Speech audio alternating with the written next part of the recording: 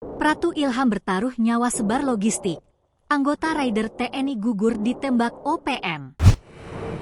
TNI kembali berduka di saat masih dalam suasana HUT TNI di tahun 2024. Seorang prajurit TNI yang setia kepada NKRI, Pratu Ilham, gugur dalam menjalankan tugas.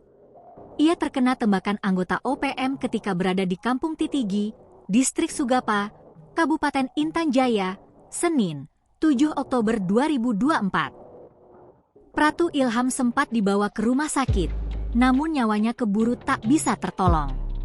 Jubir OPM, Sebi Sambom, mengatakan anak buah Enos Tipagau bertanggung jawab atas gugurnya seorang anggota TNI tersebut.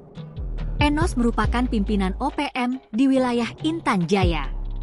Sebi mengklaim, pihaknya terlebih dahulu menyerang pos aparat militer Indonesia di Intan Jaya. Hingga akhirnya, terjadilah baku tembak dan Pratu Ilham gugur. Juga ada 2 orang lainnya mengalami luka tembak, katanya.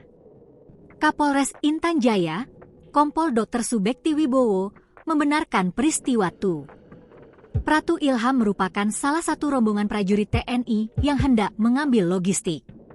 Tubuhnya dievakuasi 1 jam pasca penembakan, di mana 12 prajurit TNI dikerahkan.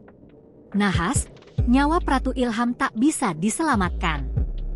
Pratu Ilham merupakan pria asli Papua yang lahir di tahun 2000. Dia merupakan bagian dari Satgas Yonif 509 BAI.